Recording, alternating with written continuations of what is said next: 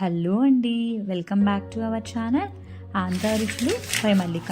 ఈరోజు మనం క్యాటరింగ్ స్టైల్లో బంగాళదుంప ఫ్రై ఎలా ప్రిపేర్ చేయాలో చూద్దాం.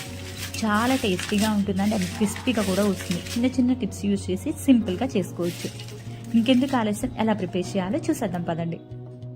ముందుగా 4 బంగాళదుంపని మీడియం సైజ్వి చెక్కు తీసుకొని వాటర్లో బాగా వాష్ చేసుకొని పెట్టుకోండి. ఇప్పుడు బంగాళదుంపను తీసుకొని వీడియోలో చూపిస్తున్న విధంగా చాలా సన్నగా కట్ చేసుకోండి. మనం పీసెస్ని ఎంత సన్నగా కట్ చేసుకుంటే అంత బాగా వస్తుందండి ఫ్రై. ఇలా సన్నగా పొడుగ్గా కట్ చేసుకోండి. మీకు ఇలా రాలేదు అంటే మనం పొటాటో చిప్స్ చేస్తాం కదండి, అలా చిప్స్ లాగా చేసుకొని దాన్ని పొడుగ్గా కట్ చేసుకుంటే ఈజీగా వచ్చేస్తుంది. ఇప్పుడు వీటన్నిటినీ కూడా ఒక మిక్సింగ్ బౌల్లోకి వేసుకుందాం.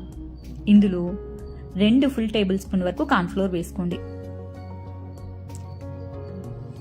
1 టేబుల్ స్పూన్ వరకు శనగపిండి వేసుకోండి. వీటన్నిటినీ కూడా బాగా కలిసేటట్టు కలుపుకోండి. ఇందులో ఎటువంటి సాల్ట్ కానీ చిల్లీ కానీ ఏమీ అవసరం లేదండి, మసాలాలు కూడా అవసరం లేదు. ఇలా కలుపుకోండి, ప్లెయిన్గా సరిపోతుంది. మనం వేసుకున్న కార్న్ఫ్లోరు శనగపిండి కూడా బంగాళదుంపకి బాగా పట్టేలాగా కలుపుకోండి. వాటర్ కూడా ఏమీ వేయకండి, కొంచెం తడిగానే ఉంటుంది కాబట్టి, ఇప్పుడే కట్ చేసాం కాబట్టి సరిపోతుంది. ఇలా బాగా మిక్స్ చేసుకున్న తర్వాత స్టవ్ వెలిగించుకొని స్టవ్ మీద బాండీ పెట్టుకొని కొంచెం డీప్ ఫ్రైకి సరిపడా ఆయిల్ వేసుకొని, ఆయిల్ బాగా హీట్ అయిన తర్వాత బంగాళదుంపని కొంచెం కొంచెంగా ఇలా వేసుకోండి.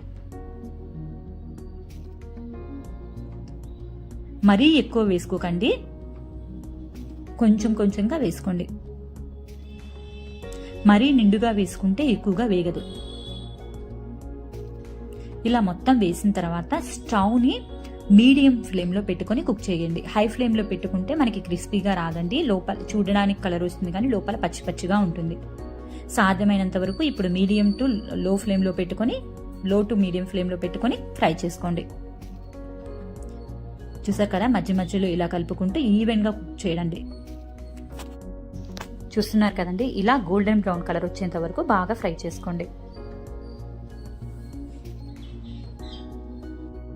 ఇప్పుడు వీటిని ఒక ప్లేట్లోకి తీసేసుకోండి.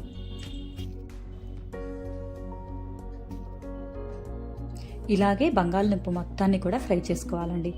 ఇప్పుడు ఇందులోని కొంచెం కరివేపాకు కూడా ఇలా చిల్లులు గంటలో వేసుకొని ఫ్రై చేసుకుంటే చాలా ఈజీగా వచ్చేస్తుంది.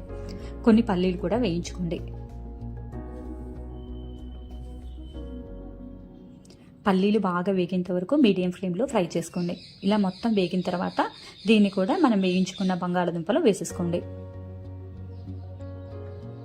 చూస్తున్నారు కదండి, ఇలా మొత్తం వేసుకున్న తర్వాత ఇందులో మన దగ్గర ఉండే మసాలా కారం కానీ, వెల్లుల్లి కారం కానీ, కొబ్బరి కారం కానీ ఏదైనా వేసుకోండి. నేనైతే ఇక్కడ చిల్లుల్లిపాయ కారం వేసానండి. ఇంకా ఇందులో ఎటువంటి సాల్ట్ కూడా అవసరం లేదు, చాలా టేస్టీగా ఉంటుంది. సాంబారు కారం కూడా సూపర్గా ఉంటుందండి. ఒకసారి ఈ విధంగా ట్రై చేయండి. మీకు కనుక ఈ వీడియో నచ్చినట్లయితే please like, share and subscribe my channel. Thank you all for watching.